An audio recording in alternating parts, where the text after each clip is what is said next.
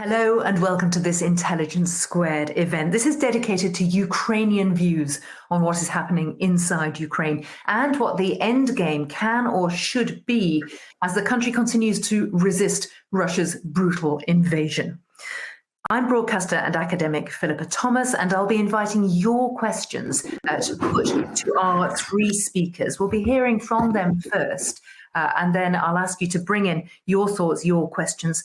All our speakers are Ukrainian or of Ukrainian heritage, and all of them join us today from inside Ukraine. So let's find out a little more first about where they are as they join us. Let's come first to Michael Bossaq, writer, global affairs analyst, and senior fellow at the Atlantic Council. Michael, where are you now? Where were you when the invasion began? And thank you for having me. I'm in Lviv, Ukraine, in the western Ukrainian city that is very well known worldwide now, I think. And when just before the hostilities commenced, I was actually in Kyiv doing commentary and analysis. And then I moved over to Lviv. Hostilities started and I've stayed here. But I have been back to Kyiv and I've gone as far as Chernihiv to see the frontline effect of the Russian aggression. Michael, looking forward to hearing much more from you. Olha Poliakovich, literary critic and associate professor at the Department of Literature of the National University of Kyiv Mohyla Academy. Olha, where are you joining us from today? Hello, everyone. Thank you, Philippa, for your introduction. During the first days of war, I fled my hometown near Kyiv, and now I'm in Rivne region, which is western Ukraine too. And Kira Rudik, Ukrainian MP, leader of the Holos, which is Voice political party. Kira, where are you joining us from? And tell us about the flags we can see standing proud behind you. Hello, everybody. Thank you so much for having me. I'm joining you from Kyiv, and I'm proud to say that I have been here since the day one. I didn't leave anywhere except for one day in Bucha and Gostomel. I remain with my constituency, and I will be here for as long as I am needed. Actually, it's a funny thing about flags. So we have behind me the Ukrainian aims, right? We have Ukrainian flag, we have my party flag, Holos or Voice, we have European Union flag, and we have NATO flags. It all represents like why are we fighting and what we need to achieve. But the most important is these flags are covering my windows. And what you cannot see right now are actually the tapes on the windows. And every window right now in any territory that can be hit by airstrike are actually covered with tapes. Because if there will be a hit behind me, then I can be easily killed by the glass fractures. And so this wouldn't happen. I also have flag as additional protection. And I can tell you quickly right away that just an hour ago, I was with my friend, a journalist, who was at the building, near the building that was recently hit by the Russian missile. And she only had her windows taped in only one of her rooms. And so because of the airstrike and because of the shockwave, the rest of the glass was everywhere. And she actually hurt her legs, and it's a terrible, terrible situation. But this is our new reality. We are taping our glasses everywhere because we know that it could save our lives. Thank you. It is your new reality. It reminds us how vulnerable you all are and the importance of the fact that you're speaking to us tonight from within Ukraine. And you'll not just be speaking to me, you'll be hearing from audience members. I'll be able to bring questions to you. And so to explain to those who are joining us, tonight's event runs for about an hour. And for the first 40 minutes or so, I'll be talking to our guests, but I want to be taking your questions as well. And you can start asking them now. It's pretty easy. You just click on the Ask Question button that's at the bottom of your screen. Under the video screens, you type in your question. If you want us to say your name as well, if you want me to identify you, just put your name, type your name in the box as well, and then press send. And that's how your questions will come in. I'll remind you as well, partway through and as we open this up in the last 20 minutes of the event. But let's come back to our guests now, because what I want to ask you first, and Kira, I'll come back to you first, to sum up for us how you have experienced this war. You know, our previous president once told me that there is no Stanford in the world that would teach you how to be a president during a wartime, how to be a member of parliament during a wartime, how to be a parent during a wartime. So we are happy that we are alive. We are surprised that it's day 71, because I think nobody, and even ourselves, did not expect it to last for so long. We would have hoped for the quick victory, and the world would have thought that we would lose quickly. We have, our lives changed tremendously, and we had been traumatized to the level that cannot be reversed. When you're asking me of how are we doing, the most painful thing that I can tell you is that, you know, we all are coming from the generation of 90s. We all have lived through the revolutions, through the poverty, and we hoped that we will raise a generation of kids that wouldn't know all of that, that we would spoil them and they will build a new country based on democracy and all the values that we will instill in them. And right now we fail those kids, because now we have a generation of kids that know how to hide when there is an air raid siren. And who know and ask their parents, "Mommy, are we refugees?" Who know to cover their ears and open their mouths when they hear explosions. Who know all the atrocities of war. So this is how we are. Olha, your war, your experience of war, what do you most need us to understand from the outside about what you've been going through? What I found out, so I was researching Ukrainian literature, and as you know, many writers underwent World War II, and when I was reading their stories, their memoirs, of course, I could think that war is an awful thing, but I could not imagine how it really is until the full-scale Russia-Ukraine war started. And during the first days of war, we counted the days. So it's like 7 days of war, 8 days, 20, and so on. And now we stopped doing that. And it looks like, like Kira said, it's our new normal.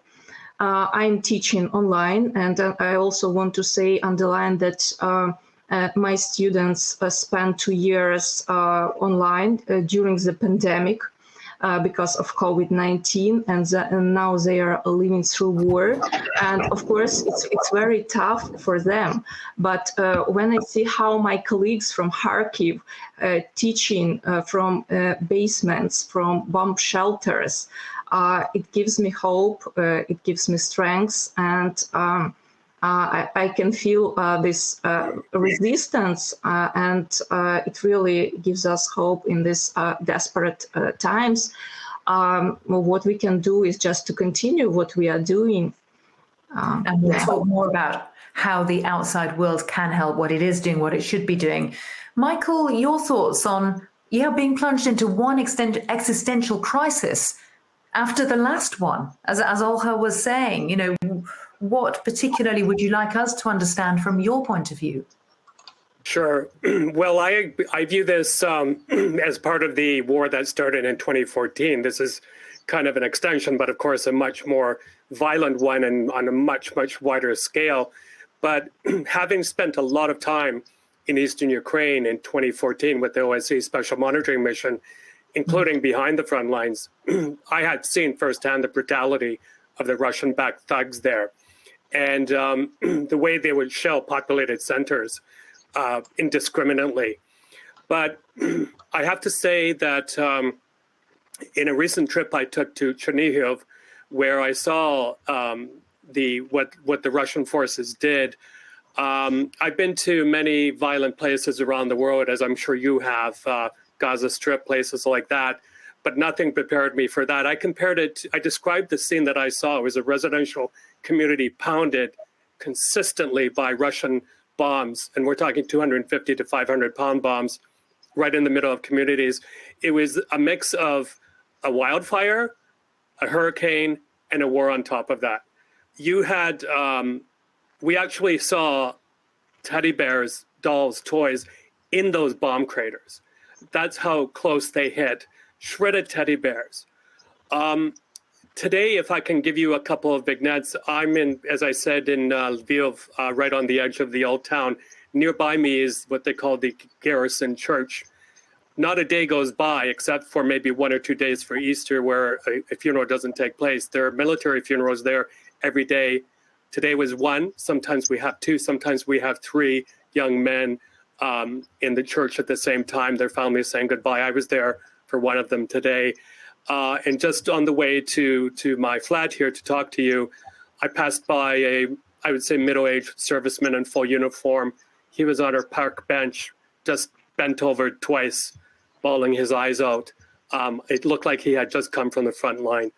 But these friends have asked me, just to wrap this part up, friends have asked me what it's like to be here. And I can't imagine what, Olya and Kira and others who are from here go through. My roots are from here, but I was born in Canada. But it's very much like a roller coaster ride. You can be happy right now because it's spring and things are blooming, but it just plunges in an instant when you see those types of funerals happening or talk to people what they're going through. And Michael, the Russian President Vladimir Putin continues to insist, it's part of his rationale, that Russians and Ukrainians are brothers. Complete nonsense. I had sensed in that rambling 5,000-word essay that he released last year that he was preparing to invade Ukraine. And I said it consistently that something's going to happen, and he did, because he has never got over the fact of the collapse of the Soviet Union. We all knew that his popularity was plummeting at home. Perhaps this was a bit of a distraction. I don't think it was the only reason. And also, he's getting on in age, and I think he wants to create a legacy among his own circle, among his own people, of conquering Ukraine and probably go even further, as a matter of fact. I think his end game is to redraw the security infrastructure of Eastern Europe. And that is one of the many reasons why the West has to do everything possible to give Ukraine the resources to push them back. And we'll come back to that, about what the West needs to do. But Olha, I want to talk to you next about the sense of Ukrainian identity, because, well, I want to hear your thoughts on whether there was a sense of Russian-Ukrainian brotherhood, sisterhood, and what's happening now to that. Yes, it's the myth of Ukraine-Russia brotherhood or fraternal peoples is a part of Russian propaganda right now, and we hear the sirens and may hear them again during this hour. Olha.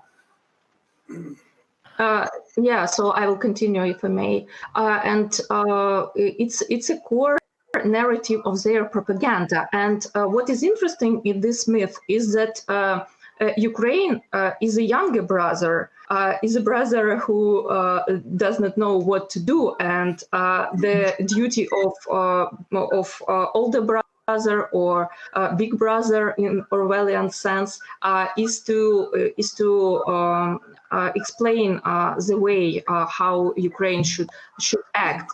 And just using this myth when Putin and Russian army invaded Ukrainian Donbass in 2014. They said they wanted to protect Russian-speaking populations there, so to protect their brothers. And this myth of brotherhood was used during since the beginning of the war in 2014 to justify Russian actions, Russian military aggression on Ukrainian territory. So, Kira, now there are many campaigns and movements to pull down the statues, to think again about which authors, which artists, which historic figures are revered within Ukraine. What do you feel about that movement in your city, in Kyiv? It's happening now, isn't it? Bring down the statues of Russian figures. Well, I do support it because my party is one of the initiators of that. You see, a couple of days ago, we had Boris Johnson talking to Ukrainian parliament online. It was a very important address because he said a key thing to our people. He said, well, we were wrong. We should have acted in 2014 when the war started, when the actual war started. And that admission was really important to you. Yeah, we really didn't think that we should act now, but what we should have done that. And it was important not only for me, but for so many Ukrainians, because for 8 years, we have been talking to every single person we know, saying, look what is happening to our country. They're attacking us from the east, they took the Crimea, and they would continue move forward. And the feeling that we had was like being a victim of a rape when there is a full room of people and everybody is looking to the side. So and Kira, you and those other voices were right to say this is going to be happening. Absolutely. Now that there is a brutal invasion underway, is your anger directed at Putin, at the Kremlin, or the entire Russian people? It is directed to the entire Russian people, to the entire Russian culture. It is directed to everything that make them think that we could be brothers, everything that make them think that we can continue or have like a similar future, because they're using our past that was mutual because we were in the Soviet Union as one of the reasons to come back and conquer us and take our land and kill our people. This is why I believe what we have not done for the last 8 years, but we should do right now, is make sure that we wipe out pro-Russian parties who are telling Putin that he could invade and people here would support him.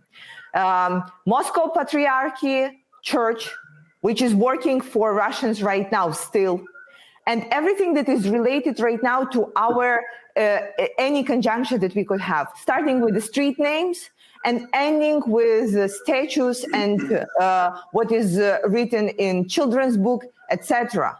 If we want to become European Union, and we do want to become European Union, it was actually a vote that was written in Ukrainian constitution in 2014. This is when the war started, that we want to be a part of European Union and NATO. And this is why Putin attacks us. So we need to become a world nation. We are already a world nation, but we need to make sure that we get rid of this past that is dragging right now us to this atrocity, to this cruelty that is happening to us.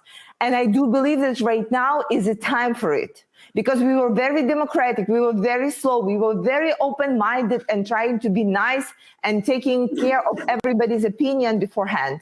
Right now is a time to make sure that we cut all the evil out.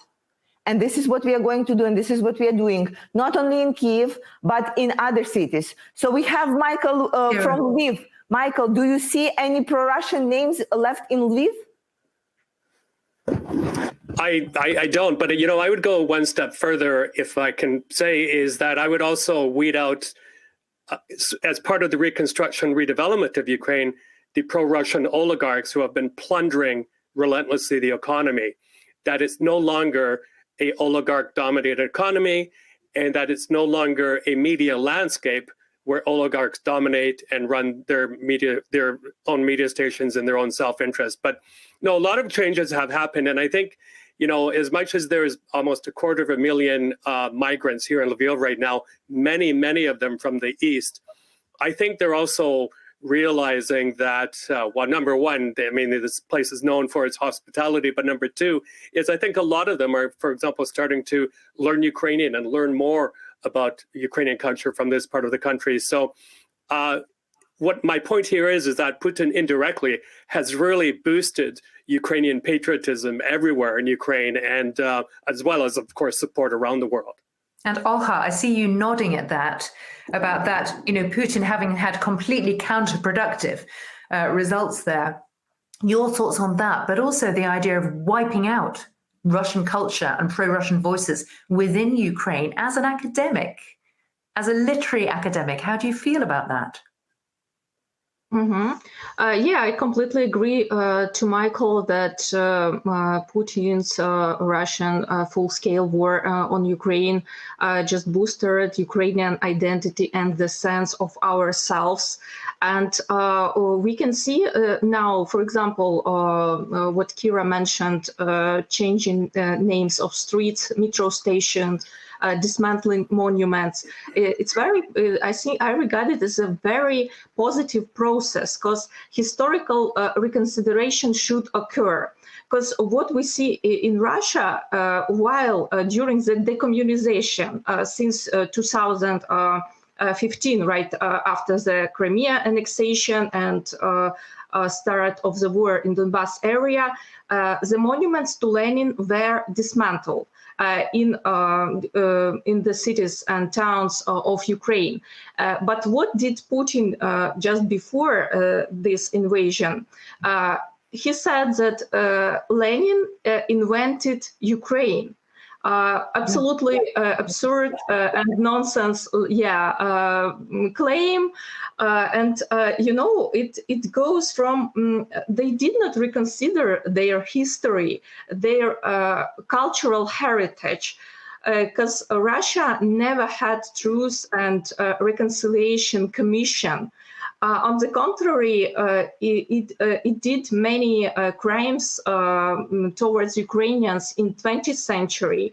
And these crimes, they boosted their imperial identity, and they continue to invade other countries. I mean, it's not only about Ukraine, but we can think here about Syria, Georgia, Moldova. So it's the part of their identity. And coming back to Putin's claims that Lenin invented Ukraine, why Russian army was so desperate to capture Kyiv, why it ruined Chernihiv. Because if you look at the history of these cities, Chernihiv and Kyiv are much older cities than Moscow. Moscow even did not exist when these cities were great cultural, educational centers of the area.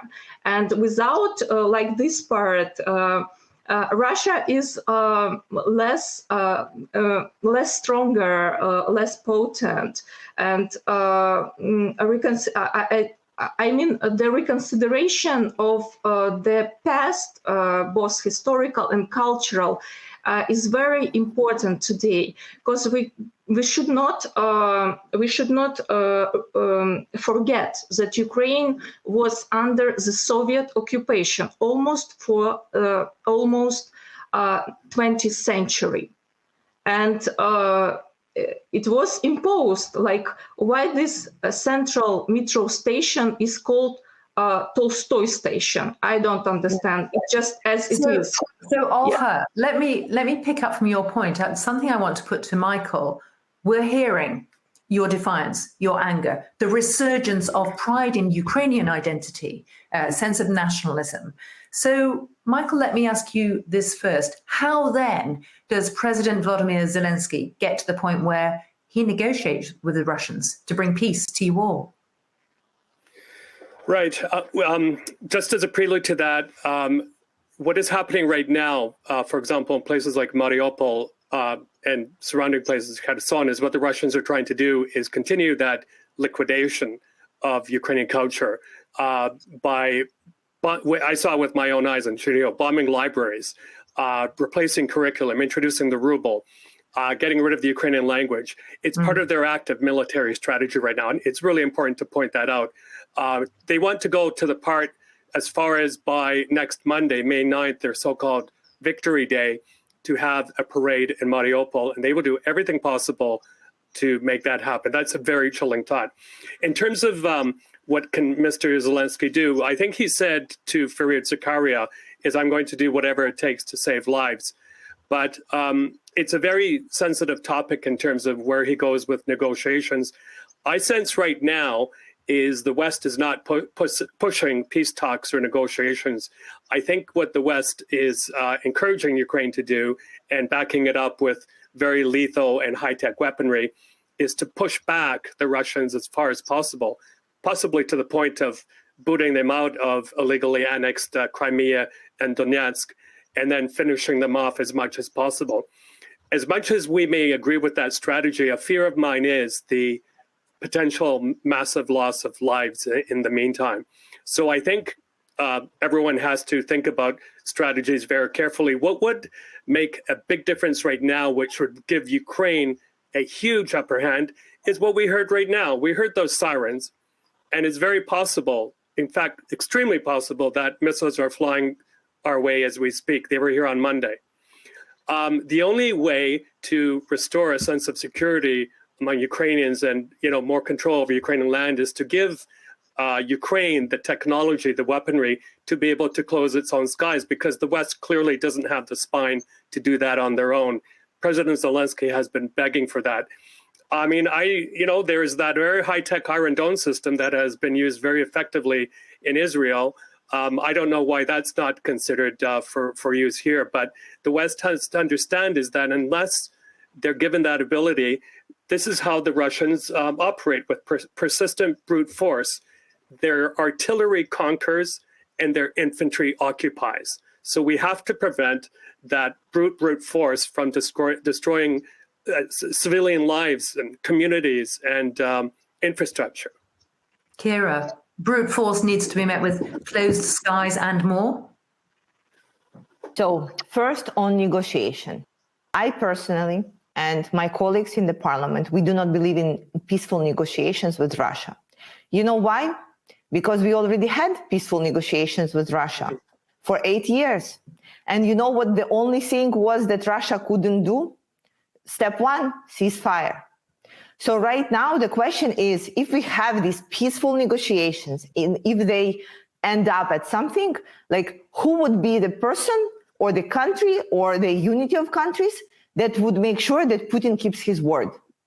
And when I was talking to my fellows in United Nations, I told them to look outside the building and see if there is a line of leaders trying to get in and say, okay, let me be the person who vouches for Putin.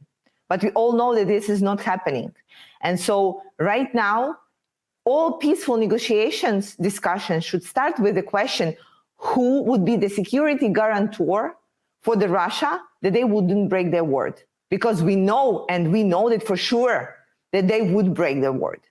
Because right now, when there were those peaceful negotiations, and I'm quoting that, because while there were peaceful negotiations coming up, there were rapes in Bucha, there were atrocities in Chernihiv, my people were killed in Mariupol and throughout the countries. There has been missiles through all over the country, and people continue to die. While Russia said, oh, we want the peaceful negotiations. This is the first point. The second point on how it could end. The only way is for us to win. Yeah, this is the truth. And we would need more weapons. We would need more sanctions from the West. And we would need more and more support, including financial support. Because no matter what we are talking about as an endgame, weakening Russia to the point that they wouldn't be able to continue, or Ukraine taking back all the territories and revolution in Russia, like whatever we are discussing, we know that it will be long-term and it will need to have a combined effort. Because you see how hard it is going even to weaken Russia out right now. You see how hard it is going to unite the democratic countries to impose more and more sanctions. You see how slowly mindsets change to give Ukraine the weapons that we need. It's been 2 months of begging, crying, negotiating, knocking on all of the doors to let the countries that do have weapons that we need to give them to us. And you know what? These weapons are still in transit. So right now, and I want to give you just this quick and very important example. Right now, the world is still in crisis. The first good crisis after the Second World War. And this crisis is, are we for the rules and democratic values and things that we all believe in, or are we for the effectiveness and destroying evil when we see it? And I can tell you, in Ukrainian parliament, we have the same debate, the same question, because we have pro-Russian parties. And we all were, for a couple of years, we all were saying, oh, but they were democratically elected. They are also representatives of the people, so we cannot just push them out. Well, you know what? We have come to overcome this crisis. We know that we can, and we are pushing them out. Because Kira, at some can point, I want to ask you a question, which I don't say lightly because I am sitting safely at a desk in London. You are there with the air raid sirens. You spoke about the children who are now having to live their lives, you know, knowing what to do when they hear the sirens, always fearing that their whole lives could be blasted in an instant.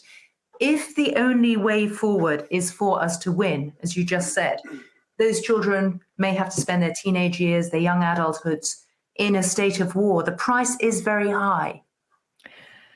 The price would be even higher if these children will grow up and then they will have to face what I'm facing right now and what my colleagues are facing right now.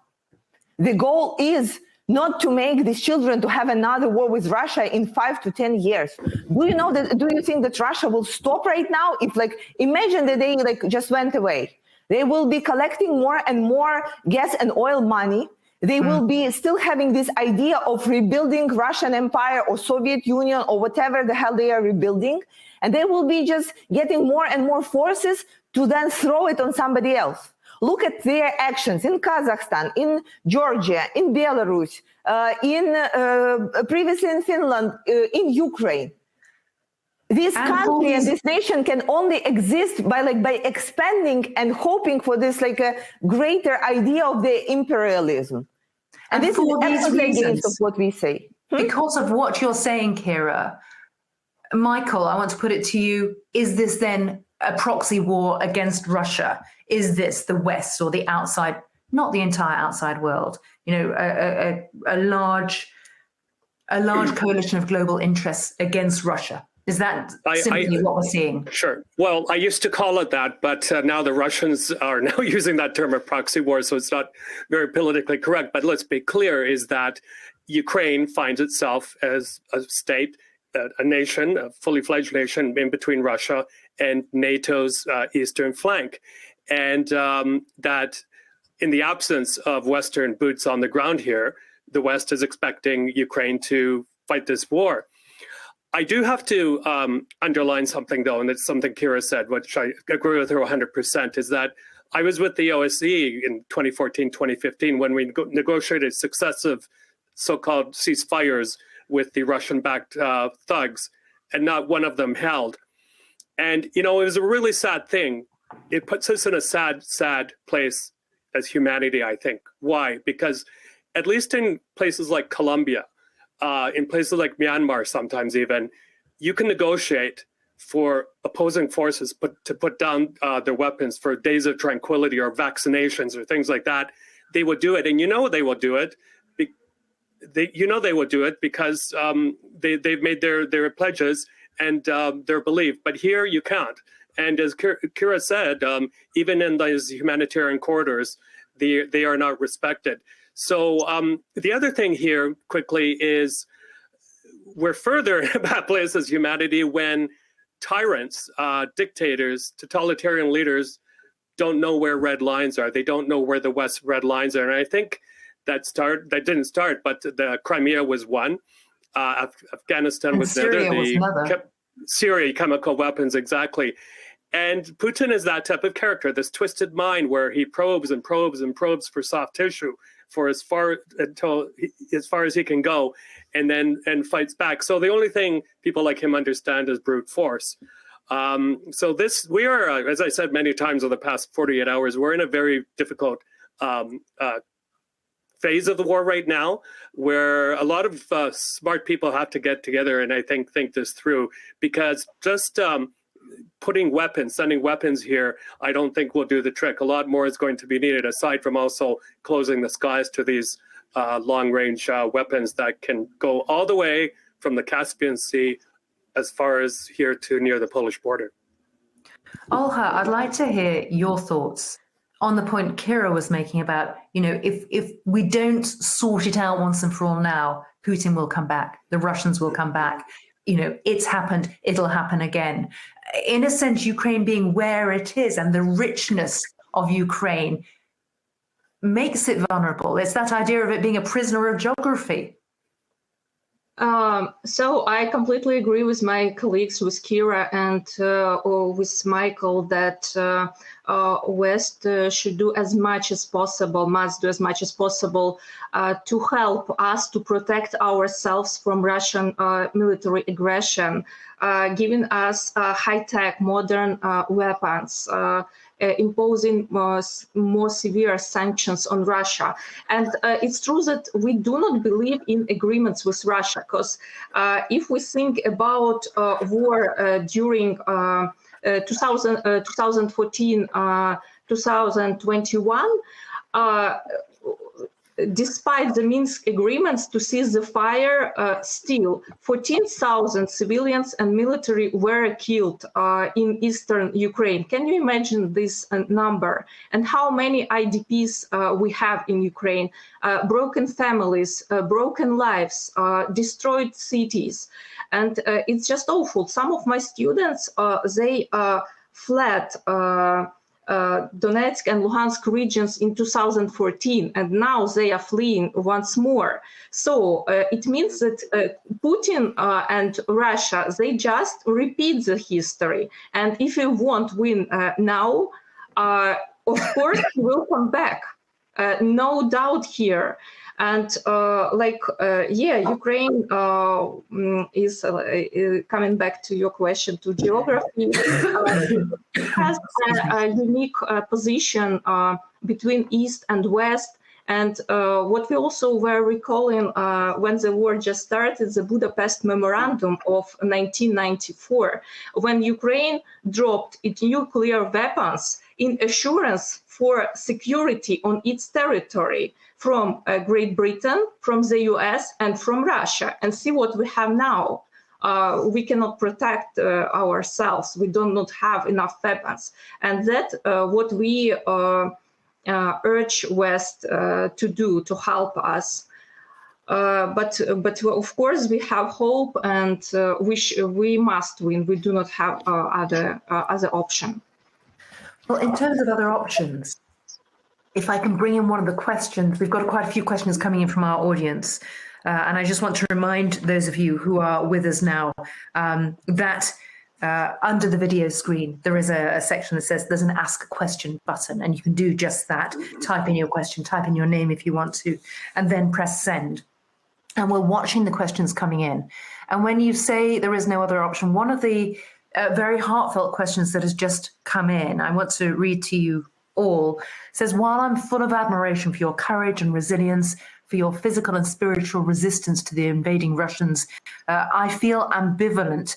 Putting the rhetoric of defiance to one side, would it not on humanitarian grounds be better to save possibly tens of thousands of Ukrainian lives and surrender places in the east, some of the eastern areas, as they are inevitably going to fall to the Russian steamroller? I can imagine the emotion coming up in all of you at this point, but I just want you to look at that question. Kira, first, what do you want to say to that member of the audience? This is not the first time when these questions are asked. And it's all obviously very hard to answer them without an extreme emotion. But if we are talking logic, the people who have seen what happened in Bucha, people who have seen what happened in Mariupol, people who have seen what happened in temporarily occupied territories on the east that were under Russians' reign for the last 8 years. They can say that we need and we would fight till the end. I can tell you about the kind of peaceful regions that were under temporary Russian occupation. For the 8 years, all the human rights were dismissed and disobeyed there. So people are living without the rule of law, without the respect to the basic democratic values and their rights as humans. What happened, the atrocity that happens in my country right now, you probably have seen them on TV, on the internet. You know what we are talking about.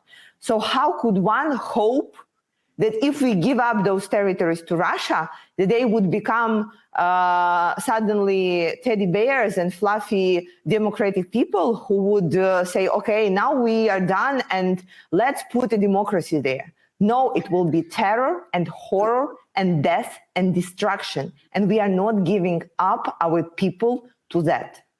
Michael.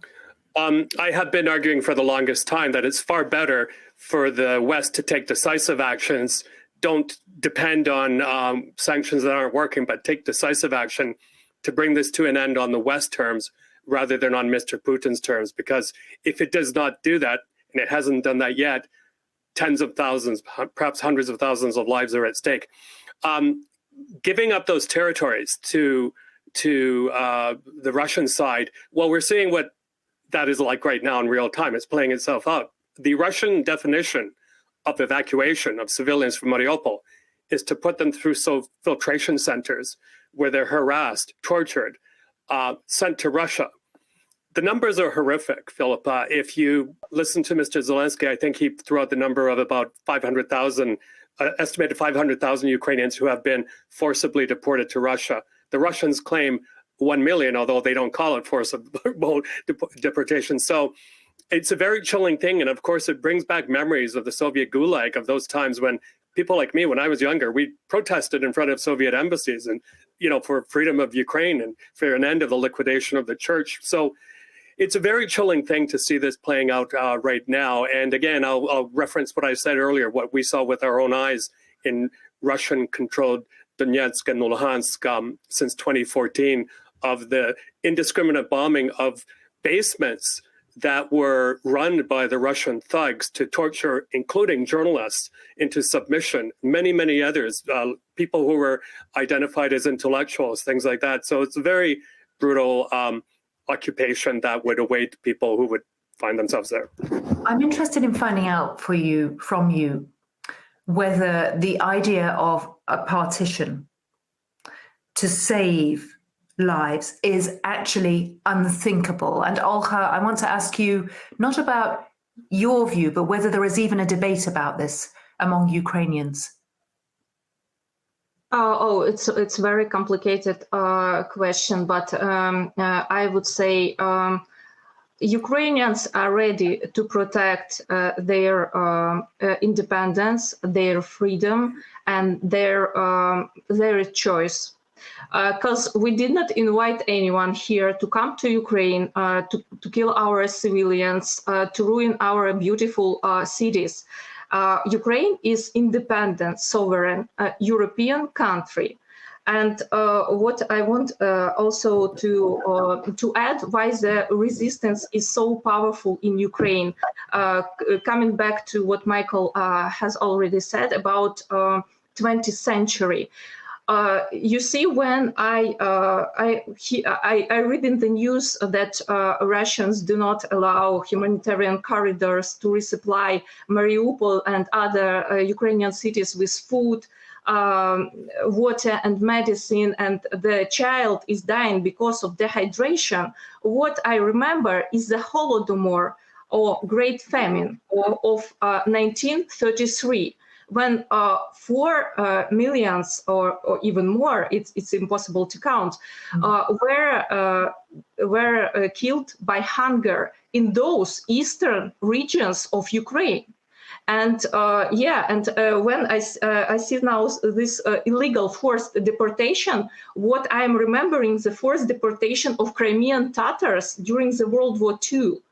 And and this now emigration, when probably and Michael, who lives in Lviv right now, that how many Ukrainians left the country? 3 million, 5 million. It's a large number, and we had it after World War II. Those who were decent, who opposed the communist regime, fled the country, and Ukrainian diaspora is now one of the biggest in the world. Because of the communist rule, because of the Soviet occupation of Ukraine in the 20th century. That's why it's very important to continue our struggle. We are ready for that. And, this traumatic... And let me bring in Kira first on this. I want to ask as well about the huge sacrifices being made by people of Ukraine and inside Ukraine. What Ukraine's allies should be prepared to sacrifice. There's a question just come in from Jane saying Ukraine's foreign minister has said any country that refuses to join the oil embargo against Russia is complicit in war crimes. And she says, isn't this a harsh judgment on governments that just want to keep energy supplies secure for their people? Kira. So look, what we are dealing with right now. While Putin is committing atrocities in my country, killing people, raping women and children, destroying and committing all the crimes on the war crimes list, European countries continue paying Russia for gas and oil $1 billion a day. Billion. So while we are talking with you today, the billion went into Russia. So Putin right now can afford not only war in Ukraine, but probably a couple of more wars, and would be able to afford that. So you cannot be then saying on one hand, okay, we just want to be nice and stand for the democratic values at the same time. Because the idea that all the democratic countries have is that you cannot be attacking sovereign country, right? You cannot start the war because you want to do so. So the question is the Western world ready to make the sacrifice to stop the evil? And if not ready, then it's allowing this evil to go forward.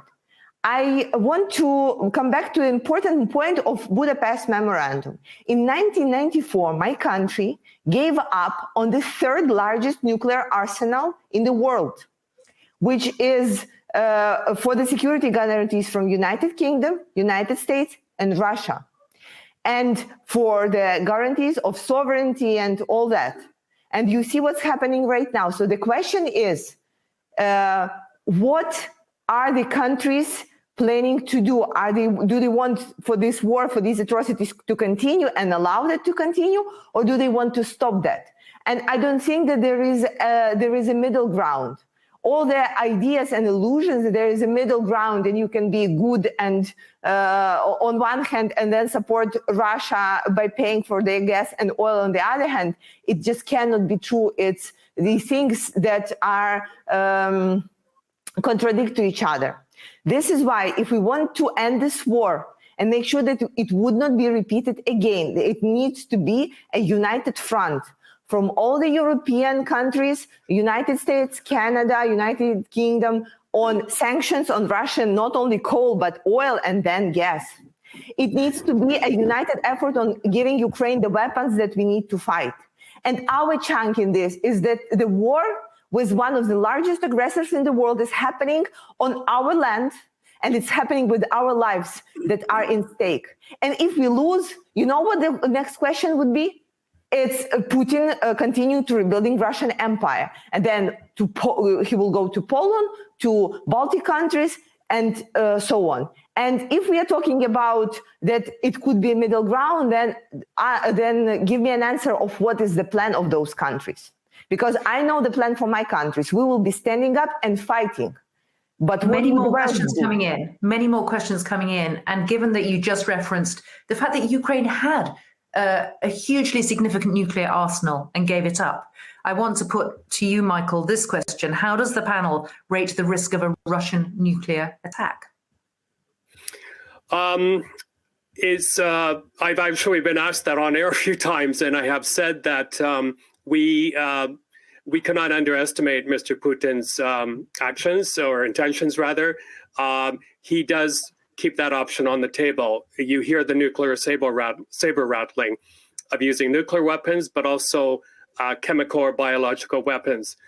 I think a more likely scenario will probably be chemical. And the reason they would turn to those weapons is because they're not able to launch a full-scale deployment anymore of the Russian armed forces. But I think what they will probably do in an act of desperation, and the West has to be ready for this, is probably strike a chemical facility. In fact, there's one right outside Donetsk that we've been talking about for many, many years, the Donetsk water filtration plant, where there's a lot of chlorine. And we've always said a big fear of the OSCE was if one of the inaccurate Russian missiles hits that, you're going to have a huge disaster and lots of death on your hands. So they will do that, and then you have perhaps plausible deniability. But that's their way of operating. So that is why, I've been arguing it's better to deal with this and end it sooner on our own terms rather than on Mr. Putin's terms, because we don't know what he would do with that twisted mind. Olha, another question that's just come in to us is, does the panel envisage a war of attrition lasting years, even decades? I'm having a little glitch here, but I'm hoping that you can hear me. So your thoughts first, Olha, on whether you're prepared to countenance a war of attrition that could last for many years. I would say that we don't have any illusions, because Russia is unfortunately our neighbor, and we know our enemy at least a little more than West. And this question is for sure connected to the previous one. So each day I read about the deaths of our soldiers in my region where I live. So I'm in local news, and each time I see this news, I ask myself what they died for, and it's impossible to stop now because the price is very high.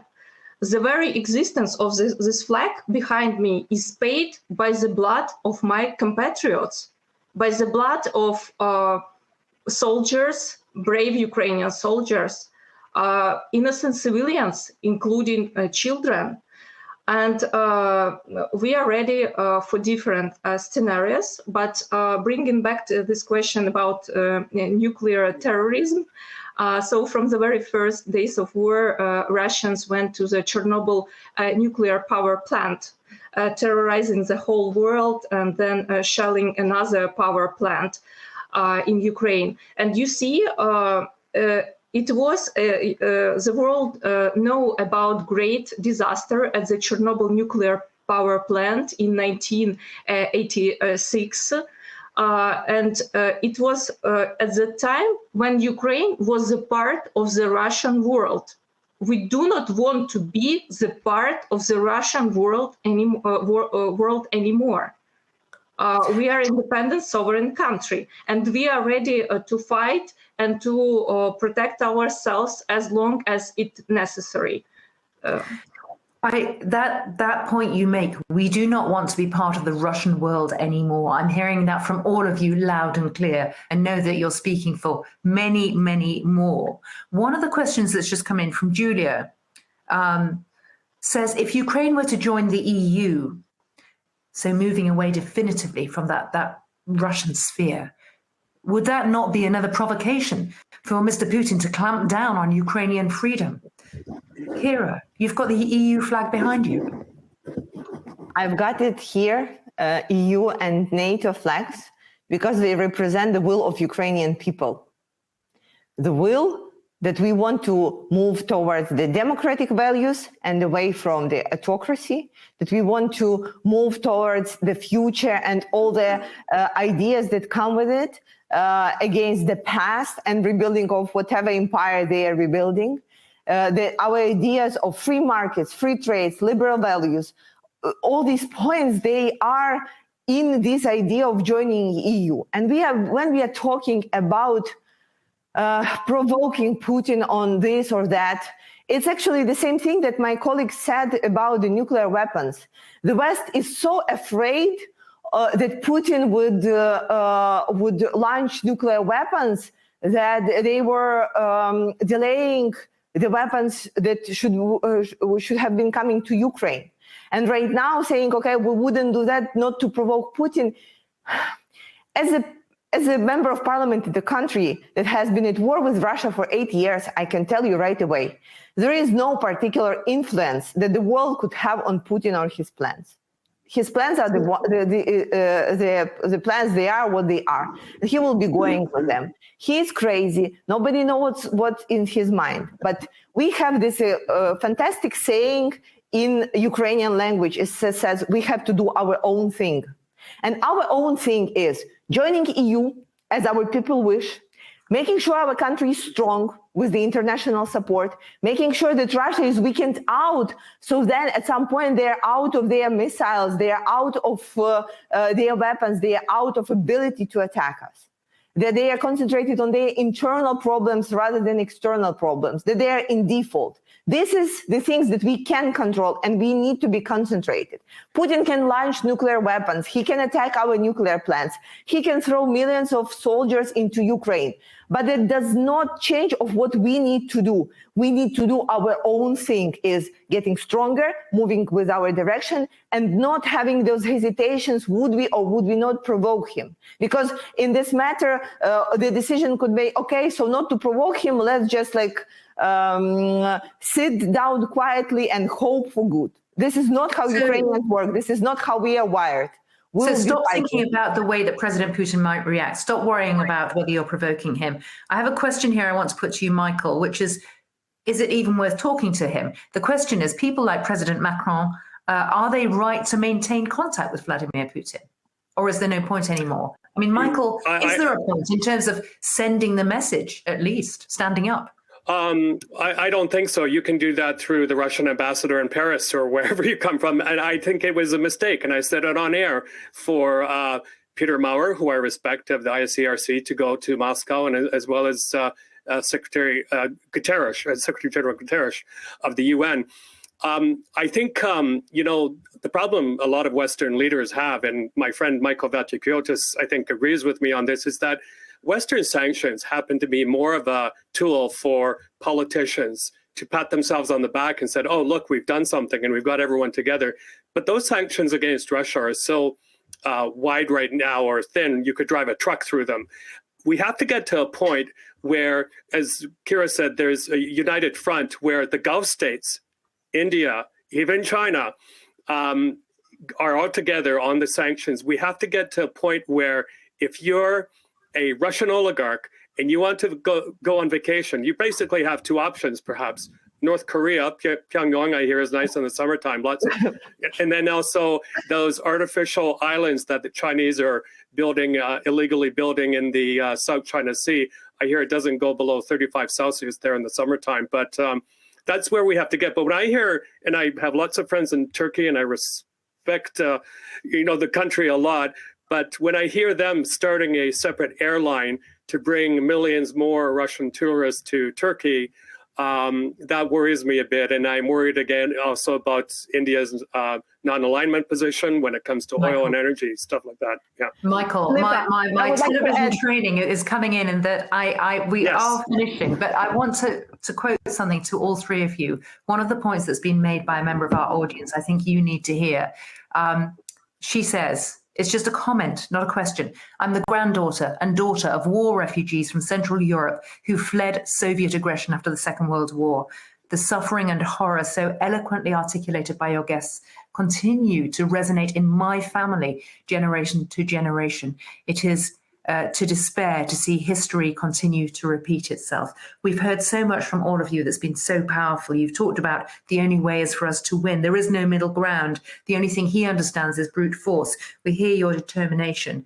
And it's been a real honor to be able to talk to the three of you in this event for Intelligence Squared. So at that point, I have to say, with thanks for those who sent questions that I haven't been able to get in, my thanks to Michael Bossaq, to Olha Polyakhovich and Kira Rudik, to our audience, and also to Intelligence Squared.